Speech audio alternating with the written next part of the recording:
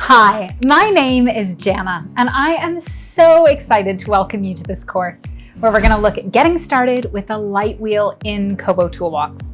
Now, you may have some key questions like, what is the Lightwheel? Why and when does TierFund use the Lightwheel?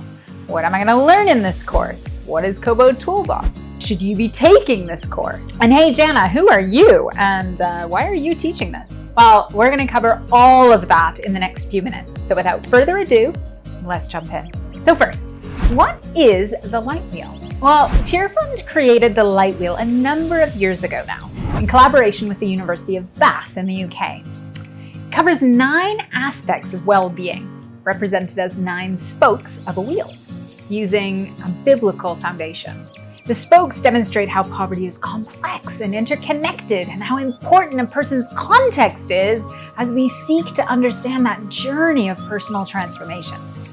The Lightwheel covers traditional aspects of development, like health and material assets, but it also just goes a step beyond, and it covers less traditional themes, such as living faith or the importance of personal relationships. Now, who am I and why am I teaching this? Well, I'm Jana, and I'm the Director of Humanitarian Data Solutions, and I have been absolutely privileged to work with TierFund on the Lightwheel Kobo Toolbox survey and analysis. But more than that, I'm passionate about putting the power of data collection and data analysis and data visualization into the hands of every organization trying to positively impact the world.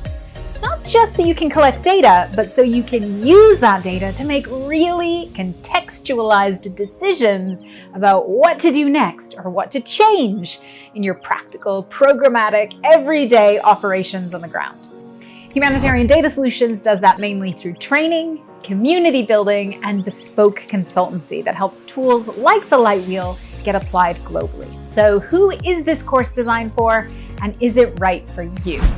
Well, here's who we had in mind as we designed it. TierFund staff and partners, people who've used the Lightwheel previously, or people who want to use the Lightwheel in the future, people who are interested in Kobo Toolbox for mobile data collection more generally, people who are interested in understanding impact of their programs and activities, and people who use or implement church and community transformation processes like CCMP or other TierFund or partner programs that want to engage with the Lightwheel for measuring transformation. In this course, we're going to cover 6 basic modules in order to get you fully prepared to use the Lightwheel quantitative survey. So in modules 1 and 2, you'll get an introduction to Kobo Toolbox, which is a software you can use to implement the Lightwheel survey or even other surveys in your context. In module 3, we're going to go through an in-depth review of the Lightwheel survey questionnaire together, all the questions part of the full assessment. And then in module 4, I'm going to show you how to contextualize the survey questionnaire in case you want or need to make any changes to it. Then in module 5, we'll go over how to plan your survey data collection. We'll cover things like sampling, making a data collection plan, and collecting your first data. And finally, in module 6, we'll cover basic reporting of the collected data. In addition to this, if you're really keen to get a strong grasp of Kobo Toolbox, you'll also have access to a separate course called Getting Started in Kobo Toolbox, which will help you learn a bit more about that software and how to use it to digitize questionnaires more generally. Now, before we hop into the next video, I have